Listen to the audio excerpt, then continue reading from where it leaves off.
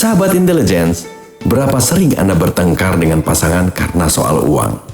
Atau merasa kesal karena tidak cukup uang untuk membeli barang-barang yang diidam-idamkan? Ya, fenomena seperti itu sangat banyak kita temui di sekitar kita. Kenapa bisa demikian? Kenapa selalu merasa bermasalah dengan uang? Apakah benar karena penghasilan selalu kurang? Atau sebenarnya lebih karena pengeluaran yang tidak terkontrol? Jumlah penghasilan yang selalu dirasa kurang mungkin sudah menjadi persepsi banyak kalangan. Tetapi, meningkatkan penghasilan bukan pula perkara mudah. Jika Anda karyawan suatu perusahaan, penghasilan Anda lazimnya berupa gaji. Mengharapkan kenaikan gaji juga tidak bisa seketika. Anda mesti berprestasi terlebih dahulu, lalu mendapatkan penilaian atasan. Dan setelah itu, baru ada peluang mengalami kenaikan gaji. Kalaupun terjadi, boleh jadi hanya setahun sekali. Oke, mungkin Anda bekerja pada suatu perusahaan yang juga memberikan komisi. Penghasilan Anda bisa meningkat dari perolehan komisi kalau target Anda tercapai. Tapi itu juga membutuhkan waktu. Atau mungkin juga Anda bekerja pada suatu jenis usaha yang memungkinkan Anda memperoleh tips dari pelanggan. Apapun itu, yang jelas semua penghasilan di luar gaji merupakan penghasilan tambahan yang jumlahnya tidak tentu. Jadi, belum bisa dikategorikan sebagai penghasilan pasti untuk menopang pengeluaran Anda. Oleh karena itu, cara yang paling sederhana agar tidak pusing kepala adalah dengan mengelola pengeluaran Anda. Kenapa pengeluaran? Karena pengeluaran di bawah kendali Anda.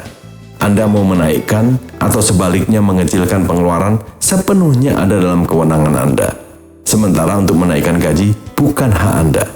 Yang bisa Anda lakukan hanyalah bekerja lebih keras. Jadi sekali lagi, akan lebih masuk akal untuk menata kembali aspek pengeluaran jika ingin mengurangi rasa pusing karena kekurangan uang.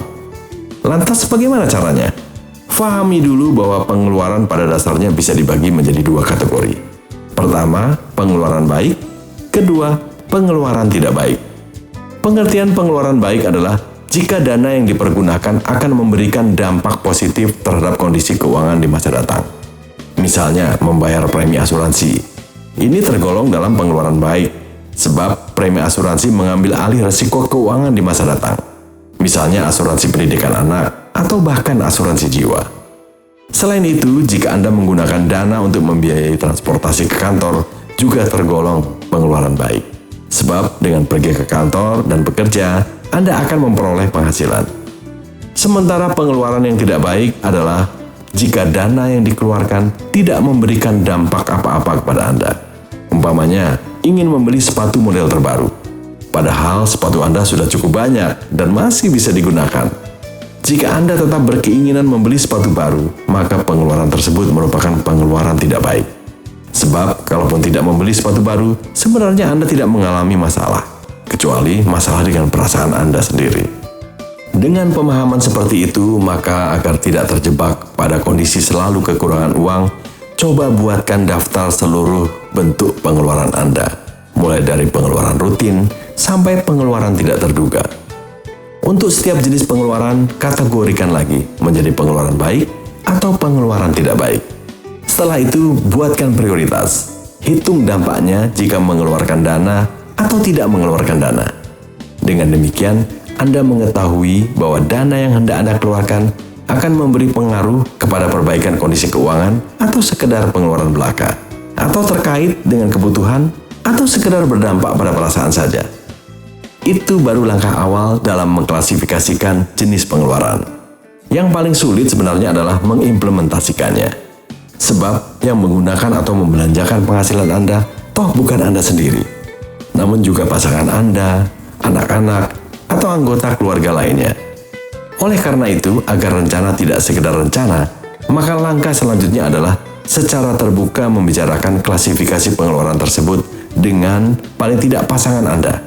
Membicarakan secara terbuka soal keuangan akan jauh lebih baik ketimbang menutup-nutupi atau hanya membuka masalah baru. Lalu bagaimana mengimplementasikannya? Wajibkan seluruh anggota keluarga termasuk pasangan Anda untuk disiplin dan memegang komitmen yang disepakati. Misalnya, Anda alokasikan bagian masing-masing anggota keluarga di awal bulan hanya untuk jenis pengeluaran yang baik. Artinya, dana untuk membiayai kebutuhan rutin, bukan kebutuhan yang sifatnya hanya sekedar pemuas keinginan. Setelah itu, jika anggota keluarga membutuhkan dana untuk pengeluaran lain, termasuk pengeluaran berkategori tidak baik, dalam arti tidak memberikan dampak produktif, maka Anda sekeluarga perlu mempertimbangkan dalam-dalam. Apakah permintaan tersebut perlu dipenuhi atau tidak? Kalau tetap ingin dipenuhi, segenap anggota keluarga mesti memahami konsekuensinya. Dari pembahasan tersebut jelas, mengelola pengeluaran sebenarnya jauh lebih mudah dalam mengatasi persoalan keuangan dibanding misalnya mencari tambahan penghasilan. Bukan saja karena membutuhkan waktu, tambahan tenaga, dan mungkin juga modal uang, tapi juga belum tentu berhasil. Nah, selamat mencoba.